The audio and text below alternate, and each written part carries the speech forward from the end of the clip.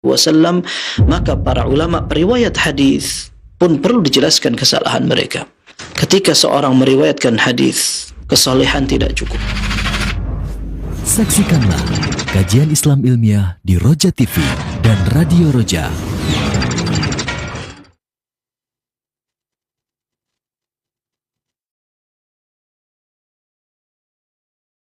Bismillahirrahmanirrahim. Assalamualaikum warahmatullahi wabarakatuh. Ikhwatul Islam, azani Allahu wa iyyakum. Alhamdulillahi rabbil alamin, hamdan katsiran thayyiban mubarakan fi kama yuhibbu rabbuna wa yarda, wassalatu wassalamu ala asrafil mursalin wa ala alihi wa ashabihi ajma'in wa man tabi'ahum bi ihsanin ila yaumil qiyamah, amma ba'du.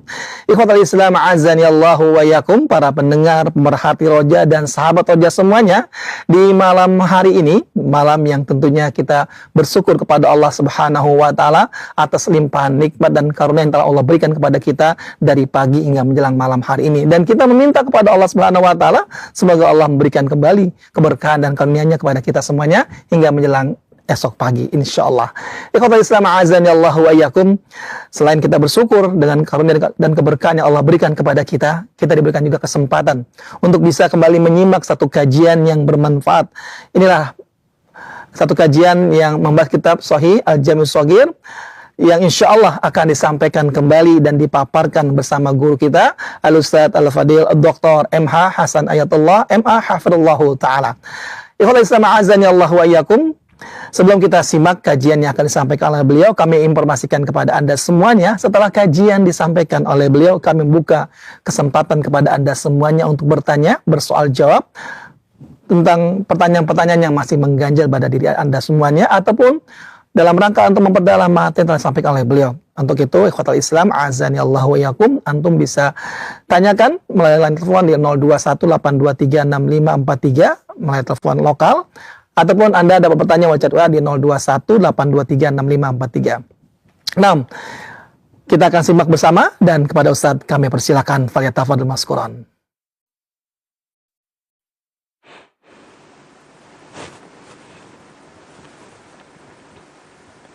Bismillahirrahmanirrahim.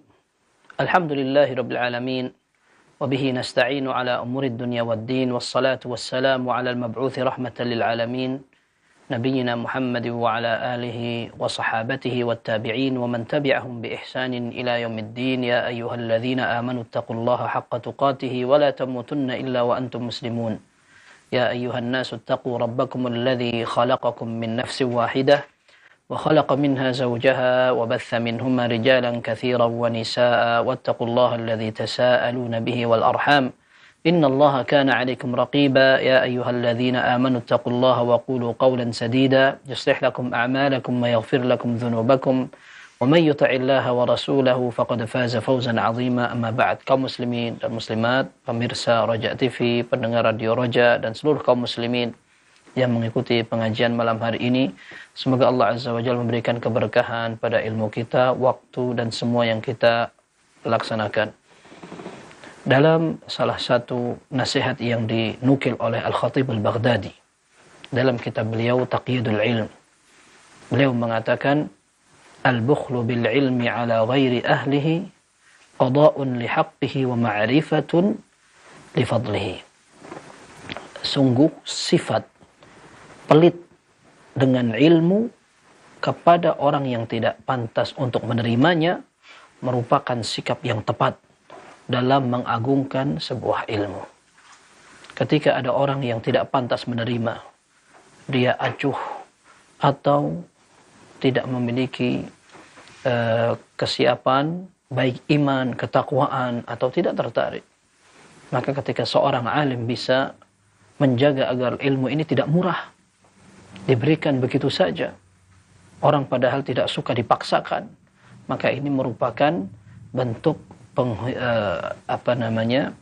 kemuliaan, pengagungan, penghormatan kepada ilmu. Maka Al-Khatib Al-Baghdadi juga menukil perkataan sebagian ulama, inna min haqqil ilmi i'zazuhu. Di antara hak ilmu yang harus kita tunaikan adalah kita memuliakannya dengan cara untuk tidak memberikan kepada yang tidak pantas.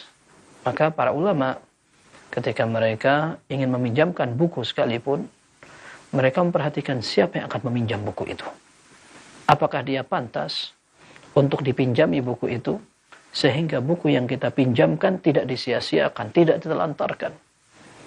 Maka Al-Khatib Al-Baghdadi lagi-lagi menukil perkataan sebagian ulama, la tu'ir kitabaka hatta takuna ala yaqin annahu sahibu ilmin wa din.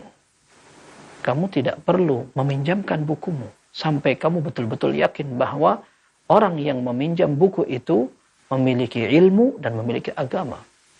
Kalau seandainya tidak, maka bukumu akan tersia-siakan. Sehingga mereka tidak jarang ketika akan dipinjam bukunya, mereka mengetes orang yang akan pinjam buku itu. Apakah dia bisa membaca minimalnya itu? Itu paling tidak itu. Disebutkan oleh Khatib Al-Baghdadi rahimahullah, kalau kamu pengen tahu apakah orang yang minjam buku ini bisa memanfaatkan, coba. Begitu dia akan pinjam, suruh dia untuk membaca. Kalau ternyata tidak bisa, wah jangan-jangan dia hanya akan menyanyiakan buku yang kita pinjamkan kepadanya. Maka subhanallah, kalau kita perhatikan para ulama betul-betul menjadikan posisi belajar orang yang berhak menerima adalah posisi terhormat.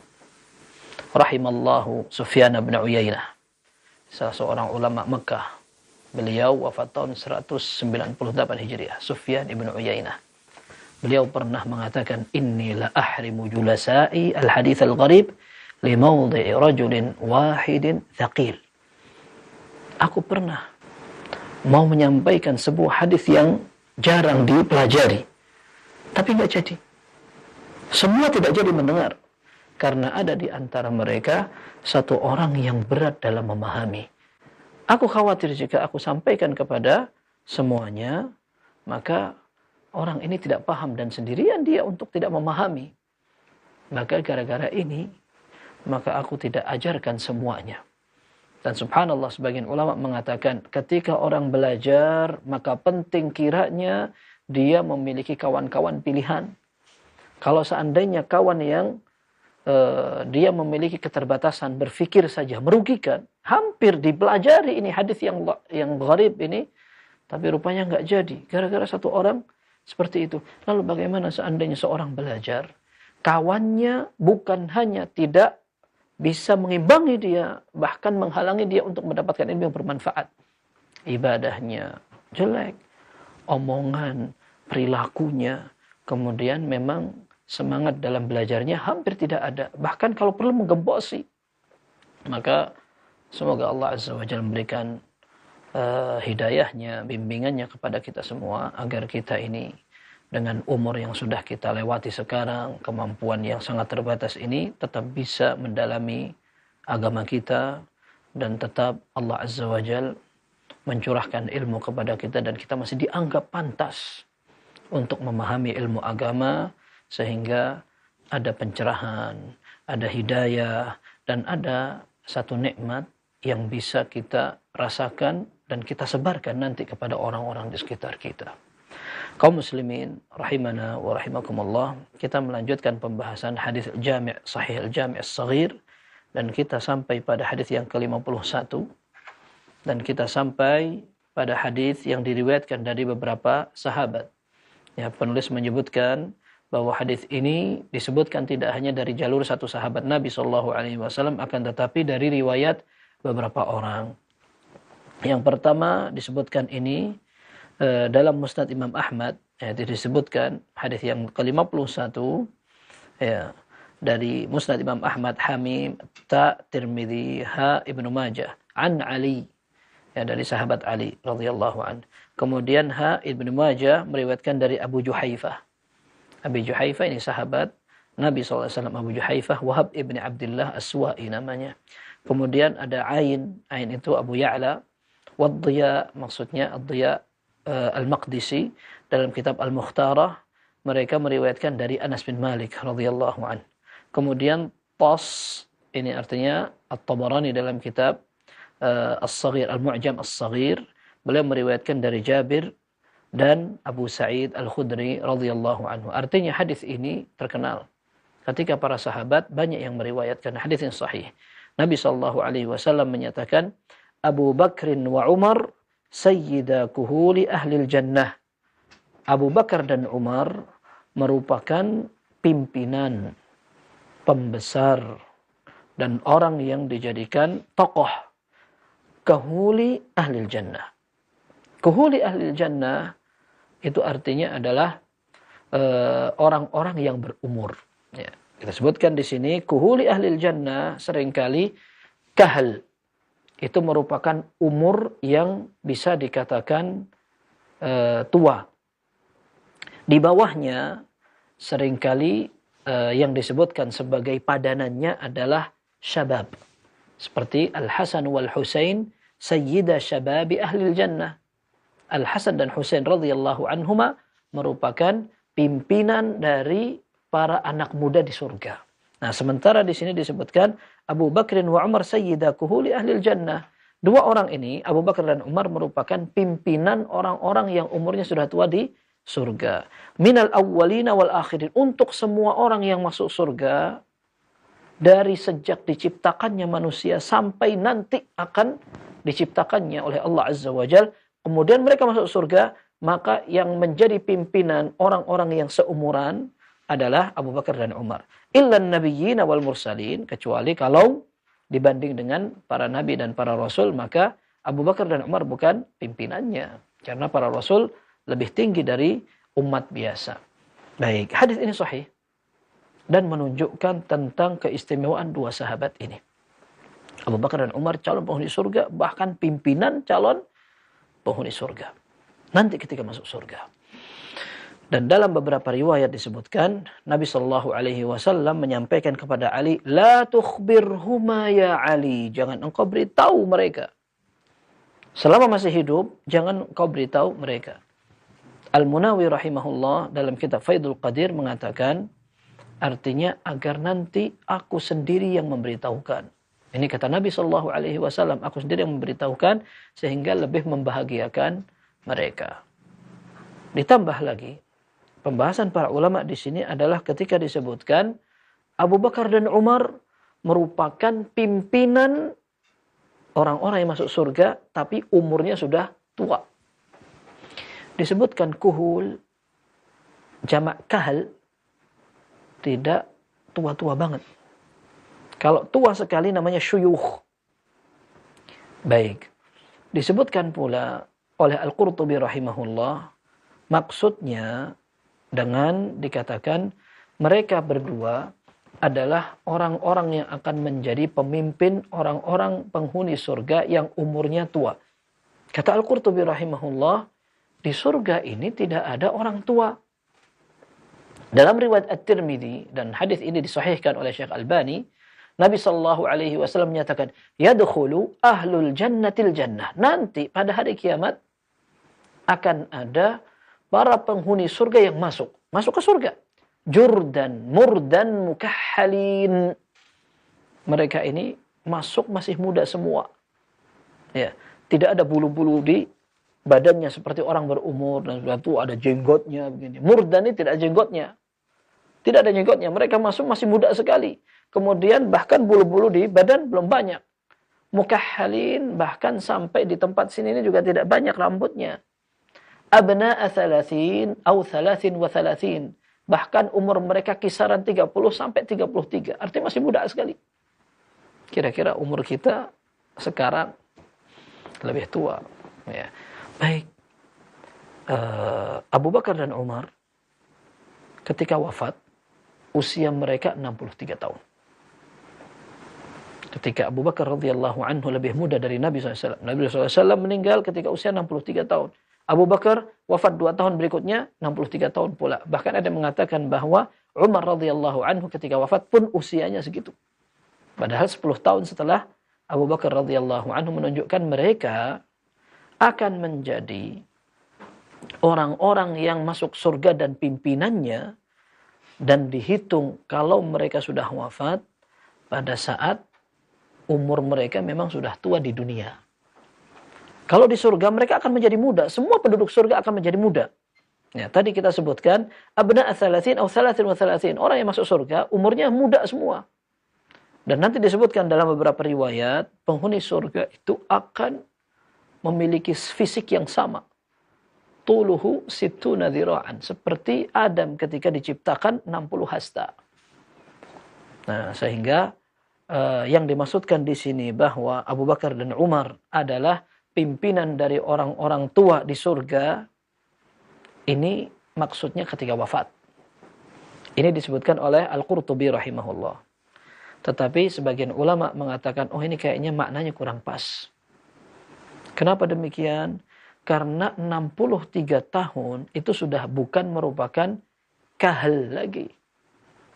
Orang tua itu kalau sudah lewat dari umur kahalah, dia sudah menjadi syaikhuhah, sudah tua sekali. Umur 60 tahun itu sudah tua banget. Tidak menjadi sayyidah kuhuli, tapi sayyidah syuyukh kalau seandainya memang kalau Al-Qurtubi mengatakan ditinjau dari waktu wafatnya. Maka harusnya hadis ini tidak berbunyi sayyidah kuhul, tapi sayyidah syuyukh. Tapi rupanya yang disebutkan adalah kuhul. Lalu apa artinya? Artinya, wallahu a'lam, kata Al-Munawi rahimahullah, maksudnya dari kuhul ini bukan orang tua, tetapi orang yang paling bijaksana, orang yang paling cerdas, orang yang paling berfikir, yang bisa dijadikan tokoh. Dan dia adalah umdah. Umdah itu artinya rujukan. Ya, selalu diandalkan. Ini maksudnya juga dalam bahasa Arab, kuhul atau kahal. Sampai dikatakan, fulan kahilu bani fulan, au kahli bani fulan. Maksudnya dia adalah andalannya bangsa ini. Dia orang bijaknya, orang berakal dan selalu dijadikan permintaan nasihat. Ini yang dimaksudkan. Maka menurut Al-Munawi rahimahullah, setelah menukil perkataan Al-Qurtubi, yang dimaksudkan dengan Abu Bakar dan Umar adalah pimpinan orang-orang yang kuhul. Itu maksudnya adalah orang-orang yang cerdas. Nanti akan ada orang-orang cerdas, orang yang bijak di surga. Dan pimpinan mereka adalah Abu Bakar dan Umar. Ini juga yang intinya merupakan keistimewaan yang Nabi SAW sebutkan untuk mereka berdua. Radhiyallahu anhuma wa ardahuma. Baik, kita pindah ke hadis kedua. Hadis ke-52.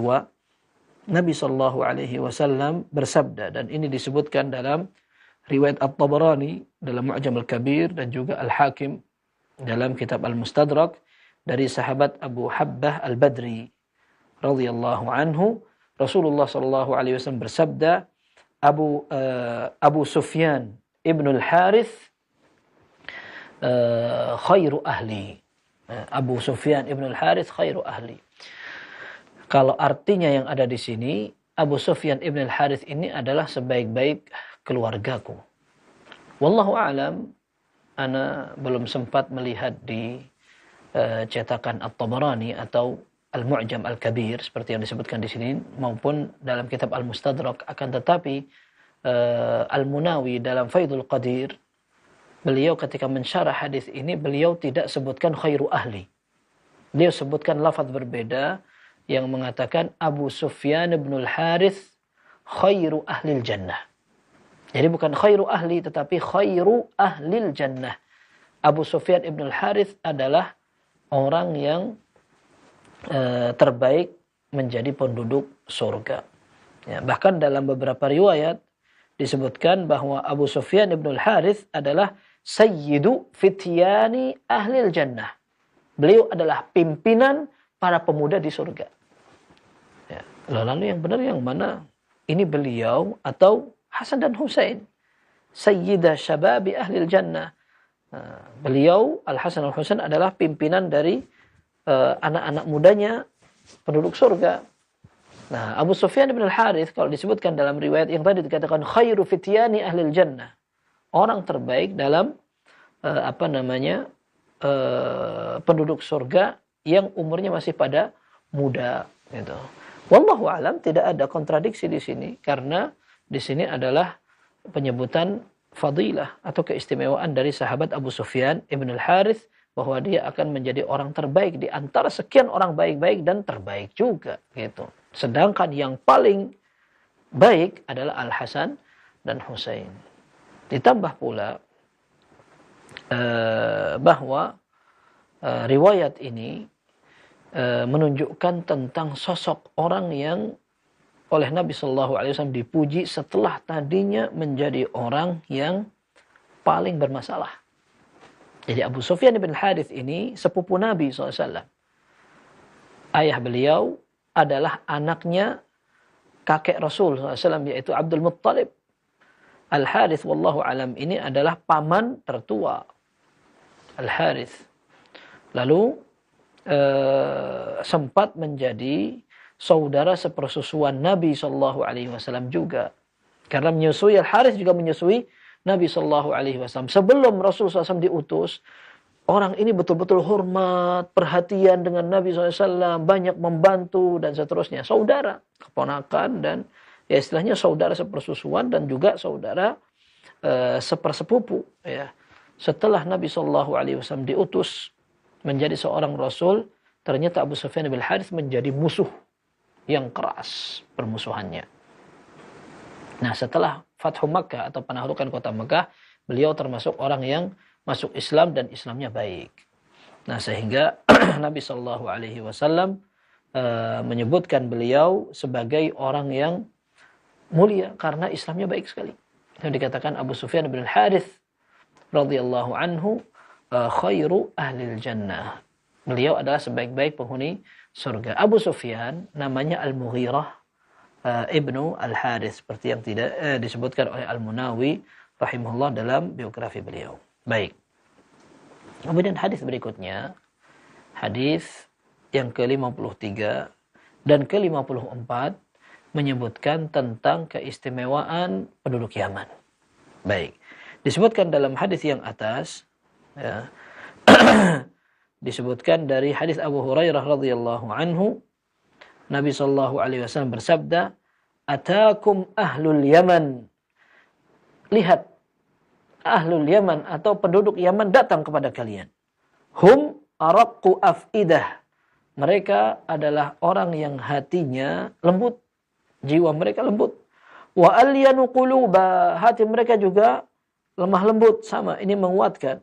Al-imanu yamanin wal hikmatu yamaniyah. Ya. Iman itu ada di daerah Yaman.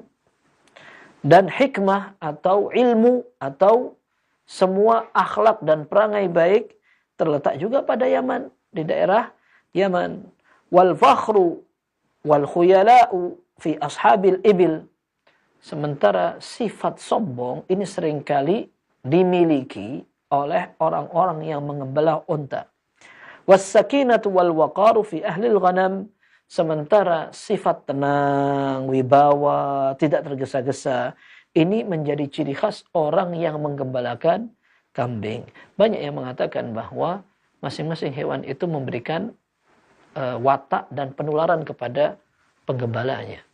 Ketika unta ini memang tabiatnya pemarah, pendendam, kemudian kuat, nah, maka orang yang merawat otomatis dia akan terbiasa dengan kekuatan, dengan jafa atau kaku dan seterusnya. Sementara orang yang merawat atau menggembala domba, kambing, maka dia tahu bahwa kambing ini merupakan salah satu tipe binatang ternak yang nurut, tenang, maka jumlahnya banyak, akan tetapi ketika mereka dituntun gampang untuk kompak, sikut dan berduyun-duyun. Nah, sehingga orang yang menggembalakan kambing akan sedikit ketularan dengan tabiat itu, artinya tenang, kemudian telaten dan seterusnya. Maka dalam sebuah hadis dikatakan, tidaklah Allah utus seorang nabi kecuali dia adalah ra'il ghanam. Dia adalah seorang penggembala kambing. Seorang sahabat mengatakan, "Ya Rasulullah, antum juga pernah menggembala kambing?" "Iya. Dulu kami menggembala kambing ala qarariti ahli Makkah." Kita mengharapkan duit bayaran itu. Kita ini orang miskin dan kita bekerja itu untuk menjadi penggembala. Begitu. Baik. Dalam hadis yang ini tadi disebutkan tentang fadilah atau keistimewaan maupun ciri khas orang Yaman. Hatinya lembut, lemah. Maksudnya bukan lemah artinya gampang untuk dikalah, tetapi maksudnya adalah orang yang mudah untuk menerima kebenaran. Ini disebutkan oleh Al-Munawi rahimahullah, ini adalah sisi keistimewaannya ketika orang yang hatinya lunak. Kenapa lunak? Hati yang keras, kering, bagaikan bukan akar, bahkan dahan pohon, ini susah sekali untuk dirubah. Keras juga, kaku dia. Untuk dilenggokkan, dibengkokkan, atau dibuat apa susah. Berbeda dengan hati yang memang dia memiliki kelembapan. Sehingga kelunaan itu ada. Nah, Al-Munawi rahimahullah mengatakan, kenapa hatinya bisa menjadi lunak? Lunak karena bisa jadi dia sering disiram dengan cahaya keimanan. Ya, kepada Allah Subhanahu wa taala. Maka hati ini menjadi lemah, lembut, mudah untuk menerima hidayah dan bimbingan dari Allah Subhanahu wa taala. Maka ini yang dimaksudkan dalam hadis fadilah orang-orang Yaman, atakum ahlul yamani hum araqu afidatan wa alyanu quluban. Hati mereka lemah lembut sehingga gampang untuk menerima nasihat. Nah, disebut Faidul Qadir dalam kitab Faidul Qadir oleh Al-Munawi rahimahullah, maksudnya tidak semuanya. Ini adalah sebagian orang.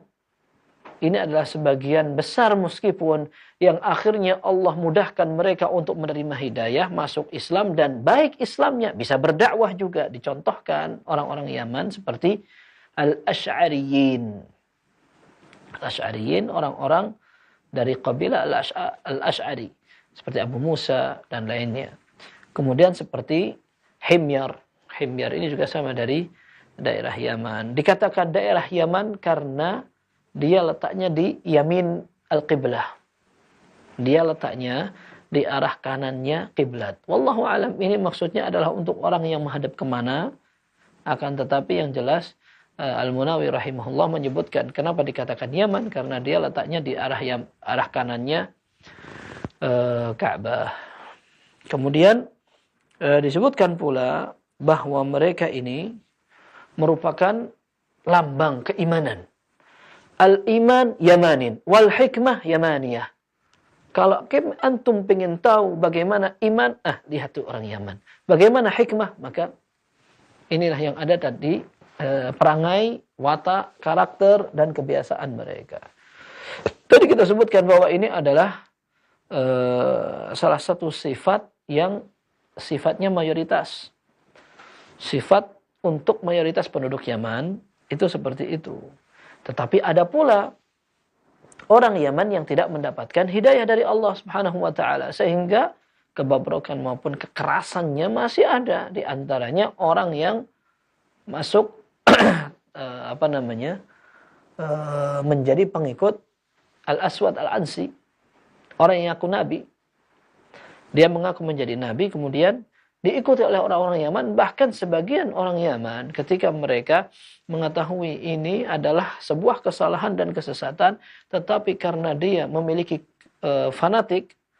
fanatisme, maka dia ikutin tetap ini. Ya, kesalahan itu tetap diikuti. Nah, ini orang Yaman. Sehingga yang dimaksudkan bukan semua orang Yaman, akan tetapi orang-orang yang memang sudah terbiasa mendapatkan siraman hidayah dari Allah Subhanahu wa taala, sehingga dikatakan mereka adalah tolak ukur, mereka adalah pedoman bahwa iman itu adalah iman seperti orang-orang Yaman. Wal hikmah yamaniyah. Ya. Nah, kemudian disebutkan hikmah. Ada yang mengatakan hikmah itu adalah wad'u syai' fi mahallihi, meletakkan sesuatu pada tempatnya. Nah, ini tempatnya di Yaman. Ini kata Al-Munawi rahimahullah dalam Faidul Qadir. Ada yang juga mengatakan, kenapa kok mereka menjadi orang yang percontohan.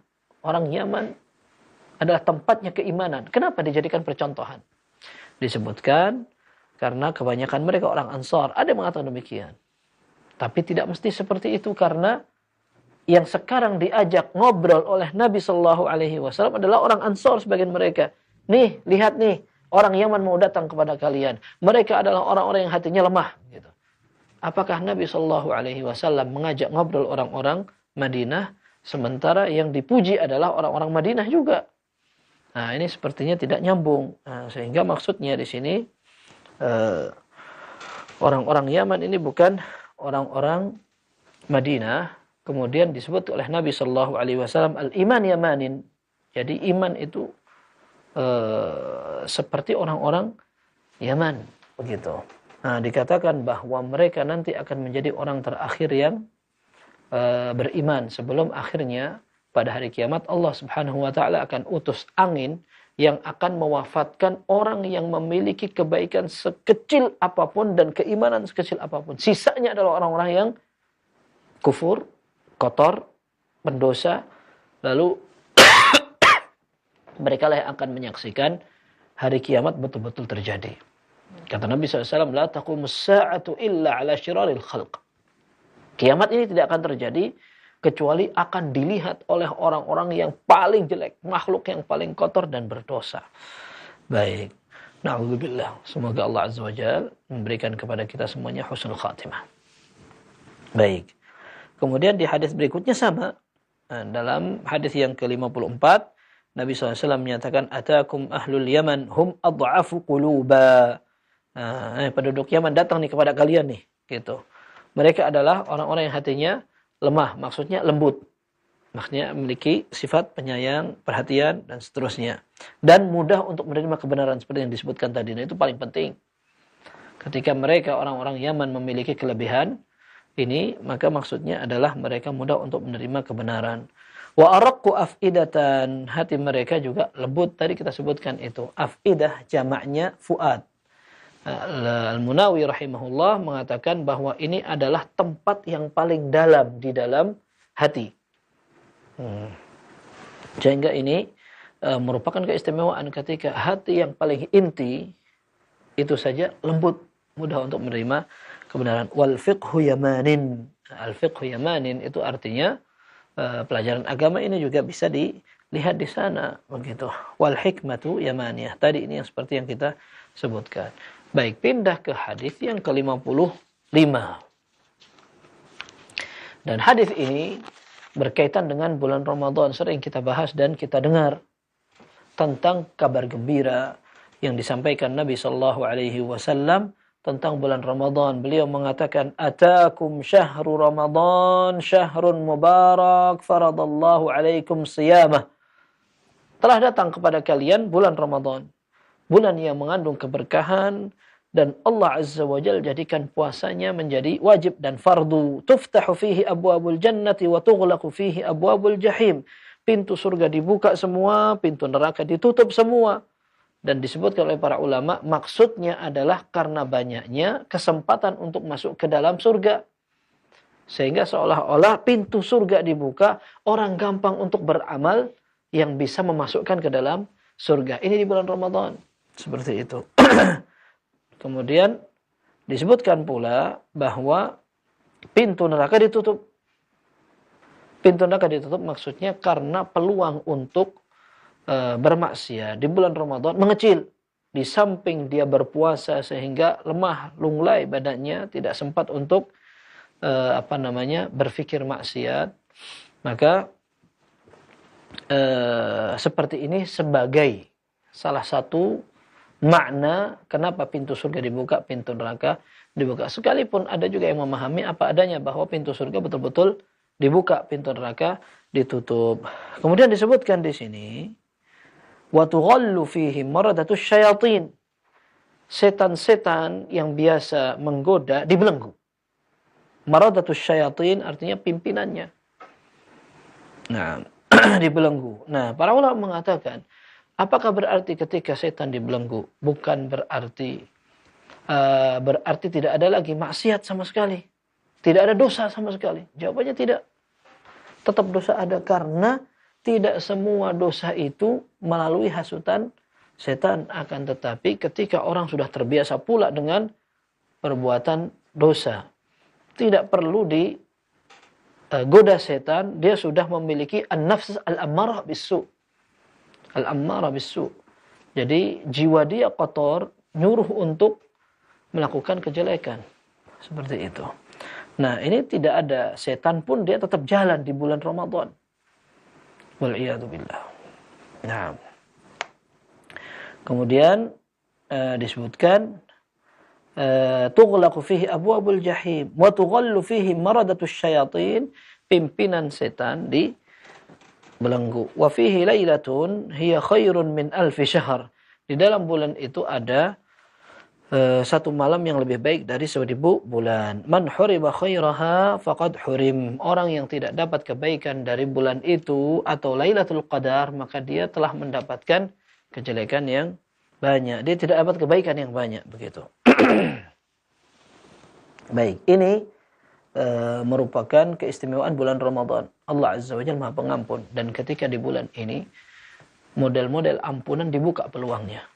Membaca Al-Quran, mengaji, sholat tahajud, berdoa, istighfar, mengasih makan orang-orang buka puasa, kemudian puasanya itu sendiri, sholat fardunya, dan seterusnya. Ini menunjukkan bahwa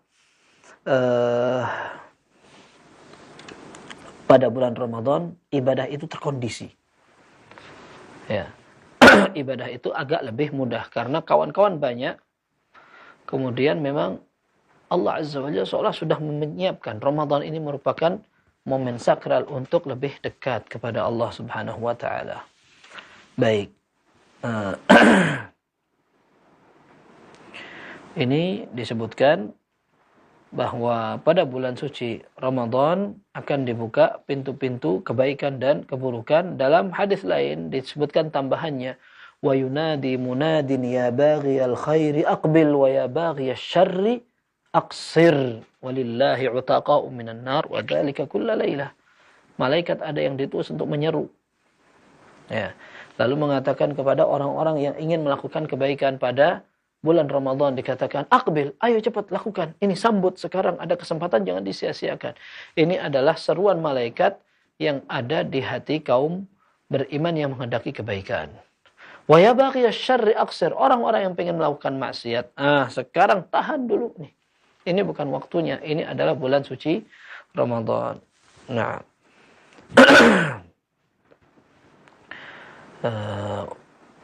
Taib. Ini hadis yang ke-55.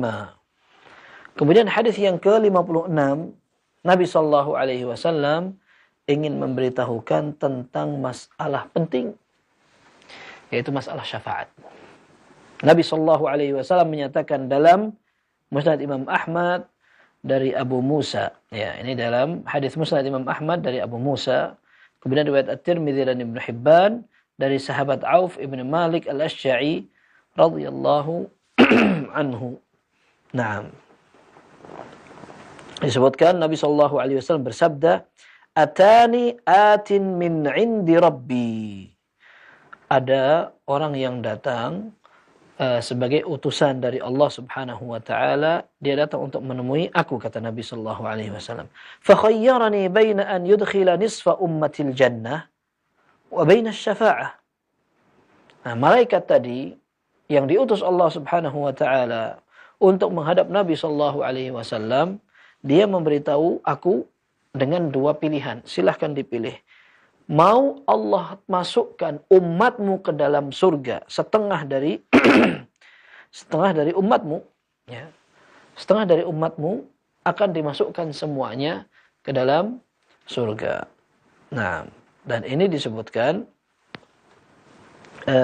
yang dimaksudkan ummati adalah umat al-ijabah, karena para ulama mengatakan umat Nabi sallallahu alaihi wasallam itu ada dua. Ada ummatu al-ijabah, ada ummatu ad-da'wah.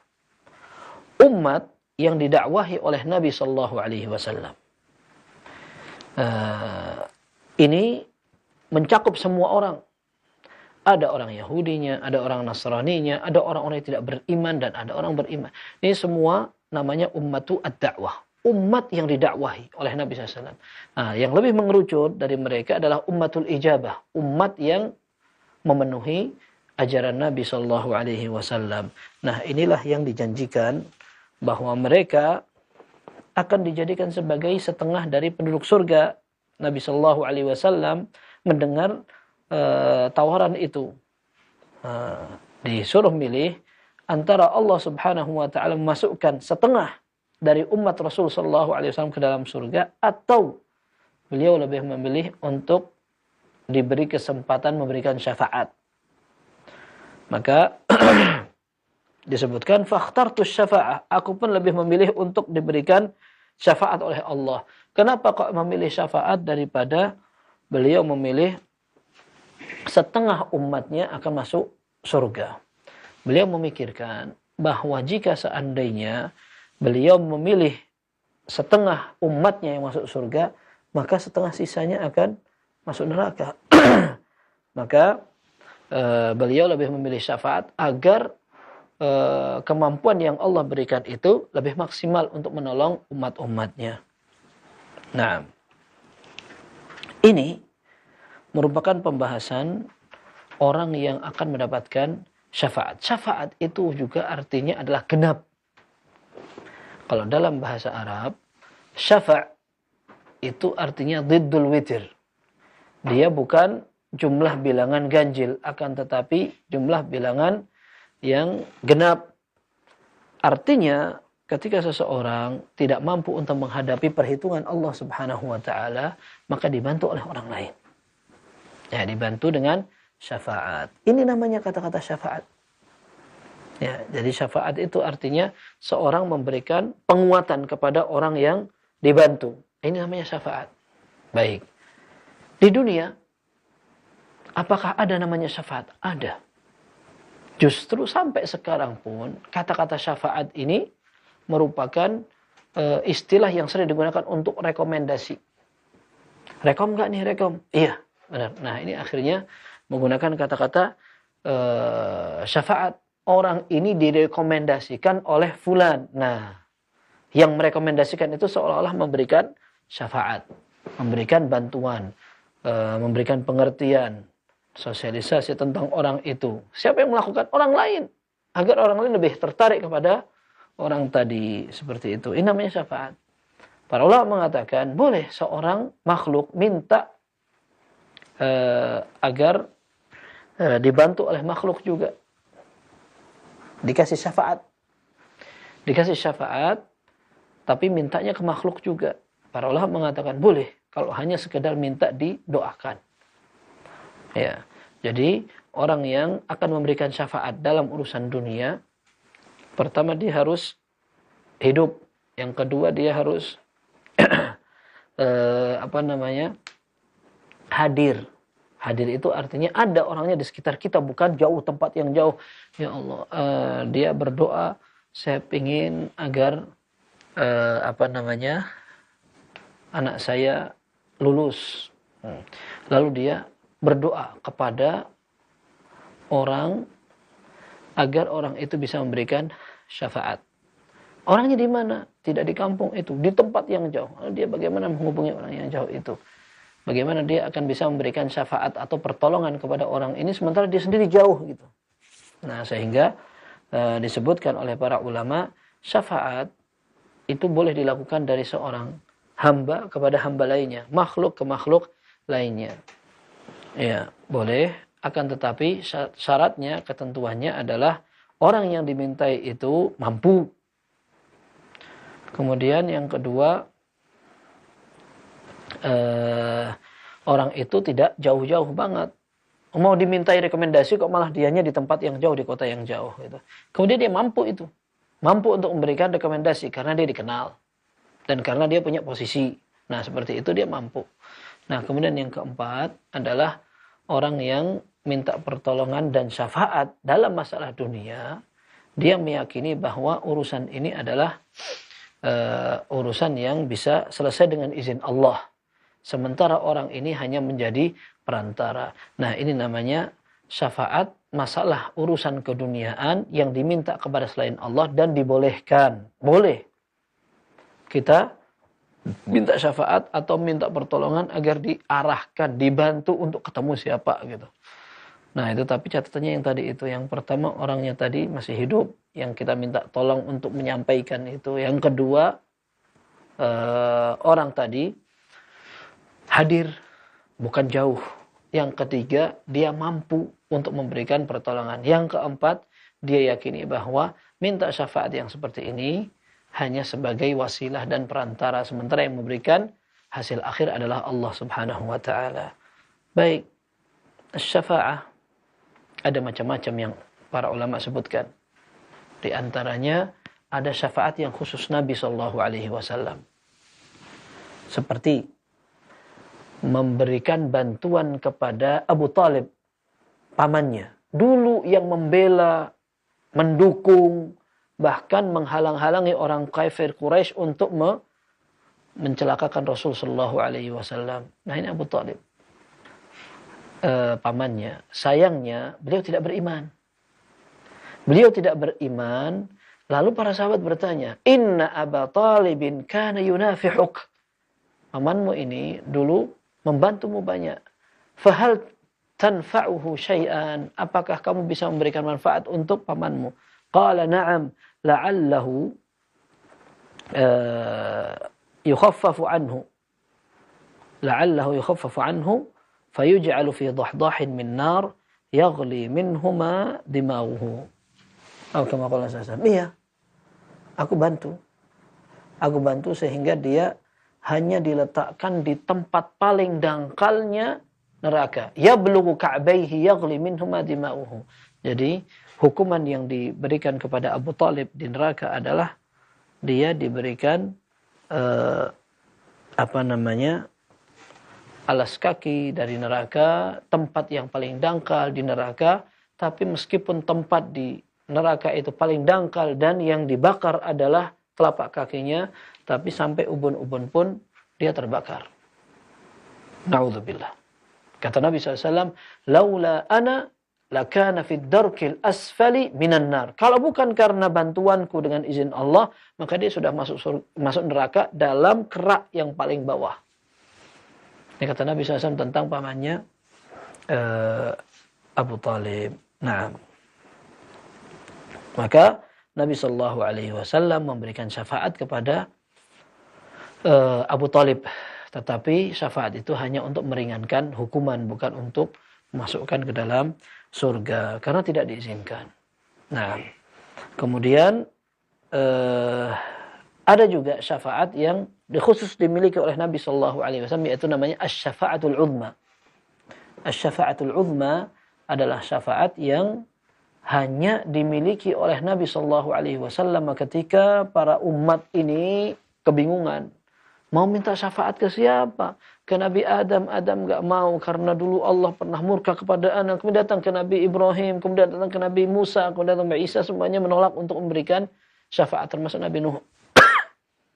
Sampai akhirnya Rasulullah Shallallahu Alaihi Wasallam didatangi oleh semua umat. Lalu beliau mengatakan, "Ana laha." Iya, nanti aku yang akan memberikan syafaat. Sampai Rasulullah Shallallahu Alaihi Wasallam datang menghadap Allah, kemudian bersimpuh, bersujud, bertasbih dengan tasbih-tasbih yang baru diajari oleh Allah Subhanahu Wa Taala di hari itu. Kemudian setelah itu disampaikan, "Irfa' ra'sak, ya Muhammad, irfa' ra'sak, wasal tu'ta washfa' tushaffa." Wahai Muhammad, angkat kepalamu, kemudian kamu mintalah, nanti kamu akan diberi. Kalau kamu mau memberikan syafaat pun, syafaatmu akan diterima oleh Allah Subhanahu Wa Taala. Maka syafaat model ini khusus dimiliki oleh Rasul Sallallahu Alaihi Wasallam. Termasuk yang ketiga adalah syafaat untuk masuk surga, agar semua penduduk surga segera masuk ke dalam surga. Karena pintu surga ini memang dijaga oleh malaikat agar tidak ada yang masuk dulu sebelum Rasulullah Sallallahu Alaihi Wasallam. Sampai Nabi SAW menyatakan, "Ana awwalu man an aqra'a babal jannah." Aku adalah orang pertama yang akan mengetuk pintu surga. Maka ketika diketuk, ada yang siapa? Dikatakan, "Man?" Siapa? "Muhammad." Aku adalah Muhammad. "Qala bika umirtu alla aftaha ahadan qablak." Kata malaikat, aku memang diperintahkan untuk nunggu kamu. Aku tidak boleh membuka pintu surga sebelum kamu datang. Nah, para ulama mengatakan 3 model syafaat ini, yaitu syafaat buka pintu surga, kemudian untuk pamannya Abu Talib, dan juga yang ketiga tadi yang kita sebutkan, asy-syafa'atul uzma, ini hanya khusus Rasul Sallallahu Alaihi Wasallam. Adapun ada beberapa syafaat yang tidak khusus untuk Nabi Sallallahu Alaihi Wasallam, tapi semua orang bisa memberikan syafaat, yaitu untuk orang agar tidak masuk neraka atau sudah masuk neraka biar dikeluarkan. Nah, ini banyak yang bisa seperti itu. Di antaranya adalah para syuhada. Dalam hadis yang sahih dikatakan, asy-syahidu yashfa'u fi 70 min ahli baitihi atau kama qala sallallahu. Rasulullah SAW menyatakan orang yang mati syahid dia akan bisa memberikan syafaat 70 keluarganya atau 71, ada semacamnya begitu. Nah, kemudian ada juga syafaatnya malaikat. Ada juga syafaatnya para nabi. Kemudian ada juga syafaatnya anak-anak kecil. Nah, sehingga syafaat ini banyak. Baik. Kemudian syafaat ini hanya akan diberikan Allah jika Allah mengizinkan. Entah izin untuk orang yang akan memberikan syafaat. Karena dia orang soleh. Lalu dia dimintai syafaat.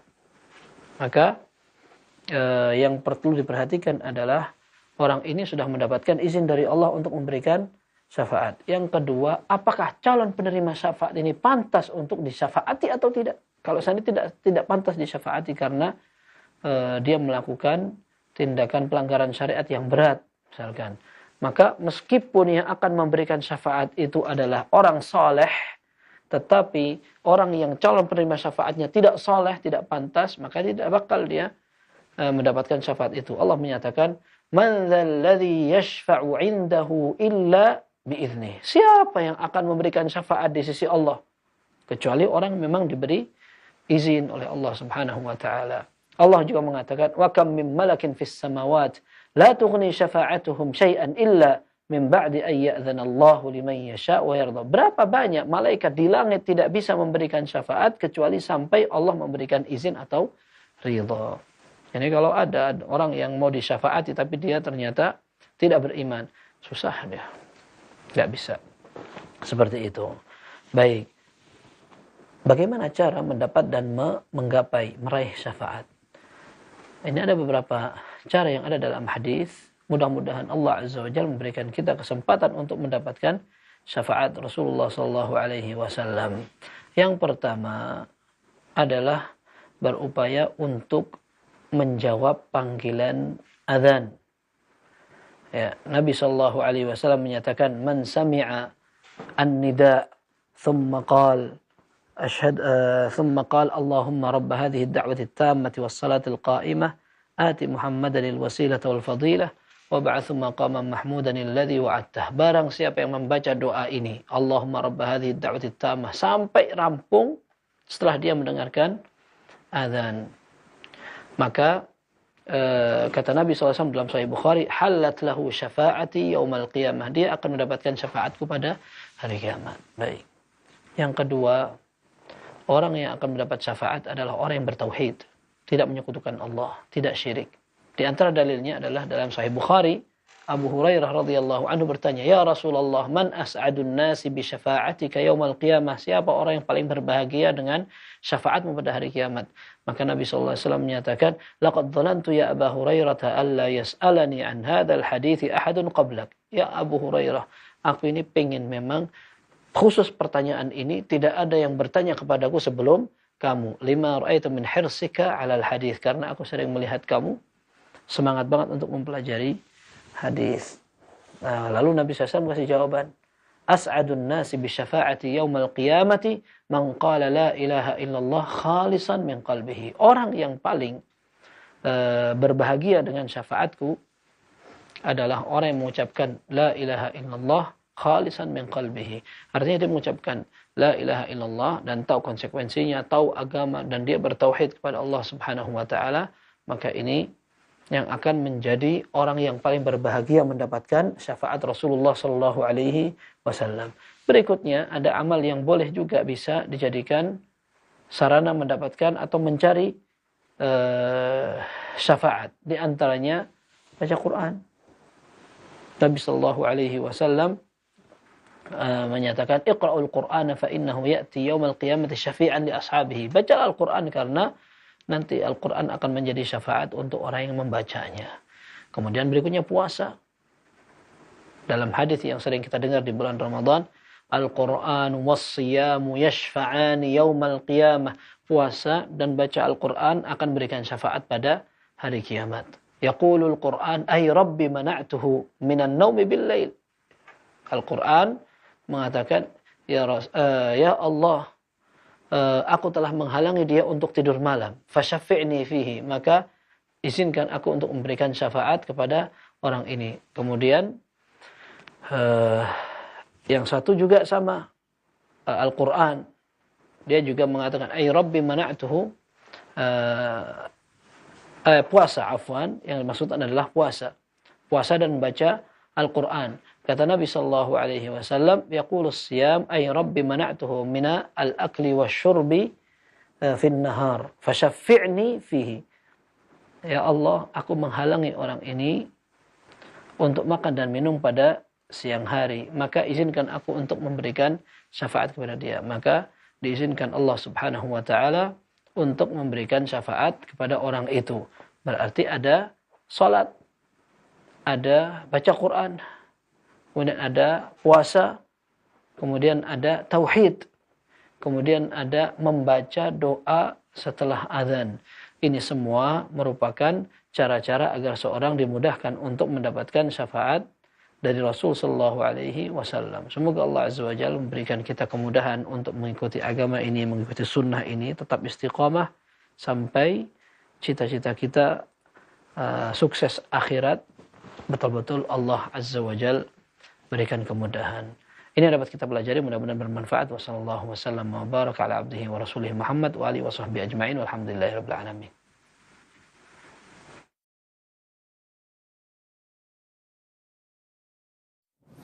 Nah, Ustaz, jazakumullah khairan, barakallahu fikum atas materi yang sampaikan saat di kesempatan malam hari ini. Dan ikhwatal Islam azani Allahu wa iyyakum, kami buka sesi yang terakhir saja.